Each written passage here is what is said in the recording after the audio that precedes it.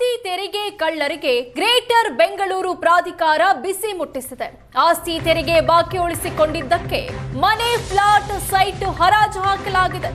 ಬೆಂಗಳೂರು ಉತ್ತರ ಪಾಲಿಕೆಯಲ್ಲಿ 2 ಆಸ್ತಿಯನ್ನ ಪಾಲಿಕೆ ಹರಾಜು ಹಾಕಿದೆ. 1 ಲಕ್ಷ ರೂಪಾಯಿ ಆಸ್ತಿ ತೆರಿಗೆ ಬಾಕಿ ಉಳಿಸಿಕೊಂಡಿದ್ದಕ್ಕೆ ಫ್ಲಾಟ್ ಅನ್ನ ಹರಾಜು ಹಾಕಲಾಗಿದೆ.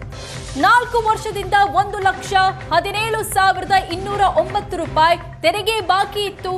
ಯಲಹಂಕದ ಅಳ್ಳಾಸಂದ್ರದ RMZ ಅಪಾರ್ಟ್ಮೆಂಟ್ ನಲ್ಲಿರುವ ಫ್ಲಾಟ್ ಅನ್ನ ಸದ್ಯ ತೆರಿಗೆ ಕಟ್ಟಿಲ್ಲ ಅಂತ ಹರಾಜು ಹಾಕಲಾಗಿದೆ.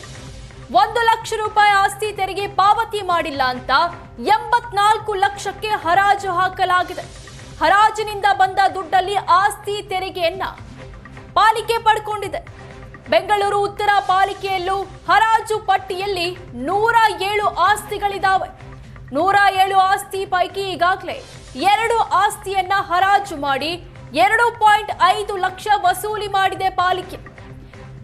ಕೆಲ ವರ್ಷದಿಂದ 1,55,377 ರೂಪಾಯಿ ತೆರಿಗೆ ಬಾಕಿ ಇಟ್ಕೊಂಡಿದ್ರು ಲಿಂಗಪ್ಪ ಅನ್ನೋರು. ಲಿಂಗಪ್ಪಗೆ ಸೇರಿದ ಆಸ್ತಿಯನ್ನ 60 ಲಕ್ಷಕ್ಕೆ ಪಾಲಿಕೆ ಹರಾಜು ಹಾಕಿದೆ. ಬೆಂಗಳೂರು ಪೂರ್ವ ಪಾಲಿಕೆಯಲ್ಲೂ 5 ಆಸ್ತಿಗಳು ಹರಾಜಿಗಿದೆ. 5 ಆಸ್ತಿಗಳನ್ನ 5.5 ಕೋಟಿಗೆ ಪಾಲಿಕೆ ಹರಾಜು ಹಾಕಿದೆ. 1 ಲಕ್ಷ ರೂಪಾಯಿ ತೆರಿಗೆ ಬಾಕಿ ಉಳಿಸಿಕೊಂಡಿದ್ದಕ್ಕೆ ಫ್ಲಾಟ್ ಅನ್ನ ಹರಾಜು ಹಾಕಲಾಗಿದೆ.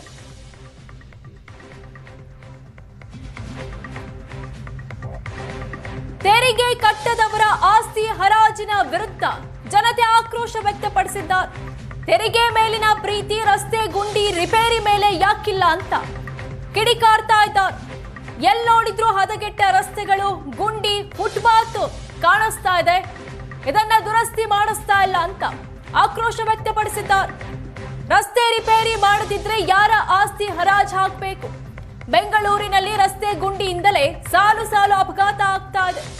ಗುಂಡಿ ಮುಚ್ಚದ ಪಾಲಿಕೆ ಆಸ್ತಿ ಹರಾಜು ಯಾವಾಗ ಅಂತ ಸಾರ್ವಜನಿಕರು ಪ್ರಶ್ನೆ ಮಾಡ್ತಾ ಇದ್ದಾರೆ.